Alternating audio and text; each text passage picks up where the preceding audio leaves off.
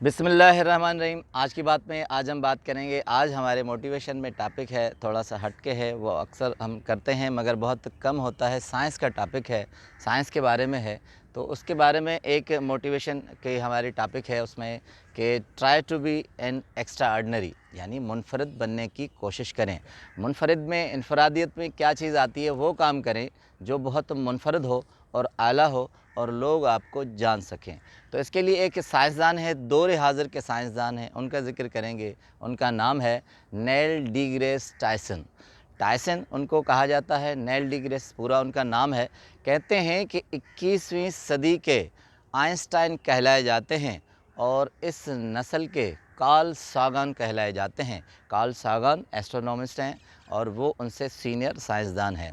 कहते हैं कि आइंस्टाइन के बाद दौर हाज़िर के ये नील डीग्रेस टायसन साइंसदान हैं और उनकी बहुत बड़ी शोहरे आफाक किताबें हैं और काम हैं। तो आते हैं उनकी थोड़ी सी तफसील पर। 1958 में अमेरिकन सिटी में पैदा हुए थे और कहते हैं बचपन से उन्हें बहुत सितारों के इल्म जानने का बहुत शौक़ था।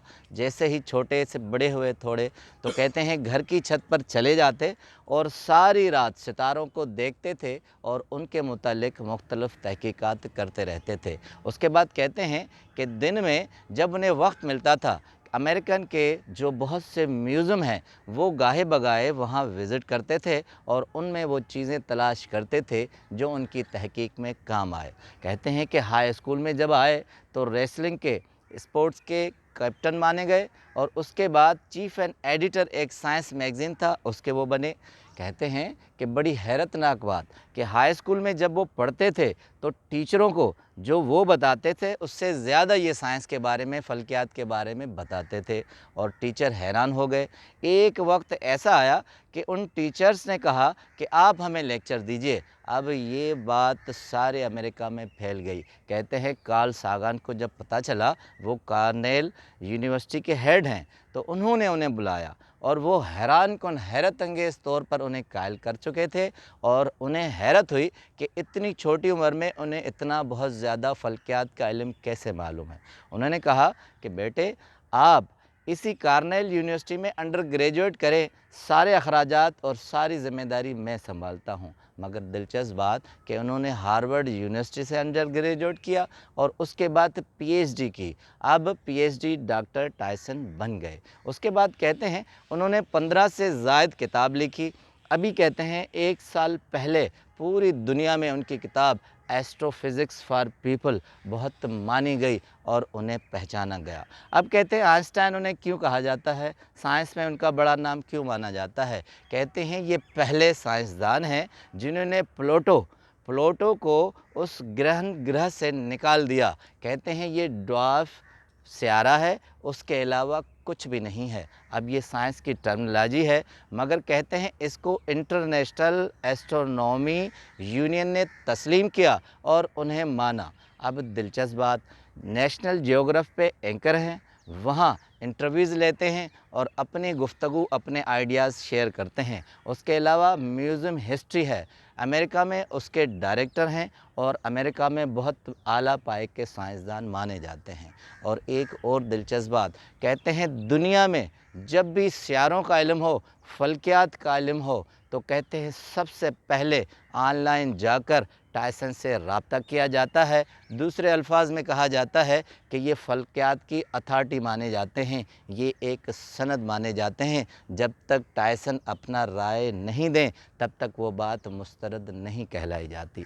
उसके बाद कहते हैं कि वो बहुत किताबों के मुताले के भी दिलदादा है, बहुत मुताला है। वो ख़ुद कहते हैं मेरी लाइब्रेरी में हज़ारों किताबें मौजूद हैं और उनके फेवरेट राइटर कार्नेल सागन हैं और उनकी किताब कॉस्मोस उनकी मोस्ट फेवरेट किताब है। और लिटरेचर में ओलिवर ट्विस्ट स्विफ्ट की किताब है, कहते हैं कि वो बहुत उनकी फेवरेट किताब है। और दूसरी एक रिपोर्ट बीबीसी पर शाया हुई थी, उन्होंने कहा था कि टायसन की लाइब्रेरी में साइंस की हज़ारों ऐसी किताब है जो अमूमन किसी मार्केट में, किसी लाइब्रेरी में बमुश्किल ही मिलती हों। अब ये जुनून उन्हें इतना आगे ले गया और कहते हैं मुख्तलिफ़ उनके ओहदे रहे हैं और एवार्ड्स मिले हैं। اور اس کے علاوہ امریکن کابینٹ میں جارج بش کی کابینٹ میں ایڈوائزر بھی رہے ہیں، اس کے علاوہ ناسا میں بھی رہے ہیں، اور اس کے علاوہ کہتے ہیں 2017 میں اسٹیفن ہاکنگ ایوارڈ بھی انہیں ملا ہے، اور 15 کتابوں سے زائد وہ کتابیں لکھ چکے ہیں۔ اب آتے ہیں ان کے انٹرویو پر۔ نیشنل جغرافک پر وہ لوگوں سے انٹرویو لیتے ہیں اور اپنی باتیں شیئر کرتے ہیں۔ ایک انٹرویو میں انہوں نے بتایا تھا کہ زندگی میں آپ ایکسٹرا آرڈنری کام کیجئے، ایکسٹرا آرڈنری بن جائیں گے۔ وہ لکھیں جو پہلے نہ لکھا گیا ہو، وہ پڑھیں جو پہلے نہ پڑھا گیا ہو، وہ کام کریں جو پہلے نہ کیا گیا ہو۔ کہتے ہیں زندگی میں جب بھی آپ کسی کمٹمنٹ سے مبتلا ہو، منسلک ہوں، تو اس پر اتنی محنت کیجئے کہ وہ کامیابی خود بخود آپ کے پاس آ جائے۔ زندگی میں کہتے ہیں کہ آپ عام رواجی کام کریں گے تو ایک سطحی قسم کے انسان بن جائیں گے۔ اب ایک اور دلچسپ بات کہتے ہیں کہ جب میں یہاں سے چلا جاؤں، دنیا سے گزر جاؤں، تو ان کی وصیت سنیے، بڑی دلچسپ ہے۔ کہتے ہیں نہ مجھے جلایا جائے، نہ کچھ اور کیا جائے، مجھے دفنایا جائے، کیونکہ وہ کہتے ہیں کہ میں سائنس کا اسٹوڈنٹ ہوں۔ مجھے معلوم ہے اگر آپ مجھے دفنائیں گے تو یہ پروسیس ڈی جنریشن کی طرف جائے گا